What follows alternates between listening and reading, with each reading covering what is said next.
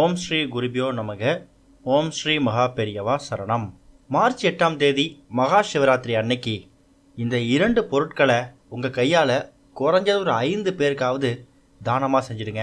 தானம் அப்படின்னு சொல்கிறத விட உங்கள் கையால் நீங்கள் நிறைவோடு செய்யலாம். பொதுவாகவே சிவபெருமானுக்கு ஒரு நாள் ஒரு உணவு நெய்வேத்தியமாக படைக்கிறது வழக்கம். அந்த வகையில் வெள்ளிக்கிழமை அன்னைக்கு சிவபெருமானுக்கு பால் பாயாசம் நெய்வேத்தியமாக வச்சு படைக்கிறது மூலயமா கணவன் மனைவி கடையில் ஒற்றுமை அதிகமாகும். கணவன் மனைவி கடையில் திடீர் பிரச்சனை ஏற்படுது, மனக்குழப்பம் ஏற்படுது அப்படின்னு நினைக்கிறவங்க வெள்ளிக்கிழமையில மறக்காம சிவபெருமானையும் அம்பாளையும் தரிசனம் பண்ணுங்க.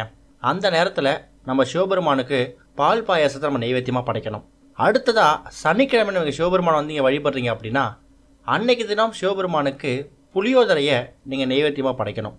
நவகிரக தோஷங்களால் நீங்கள் அவதிப்பட்டு வந்துட்டு இருக்கீங்க அப்படின்னா நீங்கள் தாராளமாக சனிக்கிழமையில சிவபெருமானுக்கு புளியோதரையை செஞ்சு படைக்கலாம். அந்த வகையில் இப்போ மார்ச் 8ஆம் தேதி மகா சிவராத்திரி அப்படிங்கிறது வெள்ளிக்கிழமை இரவு 8:20 மணிக்கு ஆரம்பித்து சனிக்கிழமை மாலை 6 மணி வரைக்கும் இருக்குது. அதனால் இப்போ இந்த 2 பொருட்களை குறைஞ்சது ஒரு 5 பேருக்காவது சிவராத்திரி அன்னைக்கும் கையால் நீங்கள் செஞ்சு கொடுங்க. இரவு 8:20 மணிக்கு மேலே நீங்கள் சிவராத்திரிக்காக கோவிலுக்கு போகிறீங்க அப்படின்னா அந்த நேரத்தில் ஒரு 5 பேருக்காவது சாப்பிட்ற மாதிரி புளியோதரையையும் ஒரு 5 பேர் குடிக்கிற மாதிரி பால் பாயசமும் ரெடி பண்ணிட்டு போயிட்டு கோவிலில் வரக்கூடிய பக்தர்களுக்கு அதிக பேருக்கு நீங்கள் அள்ளி கொடுக்கணுங்கிற அவசியம் இல்லை. கம்மியாக ஒரு 5 பேருக்கு கிள்ளி கொடுத்தாலும் பரவாயில்லை.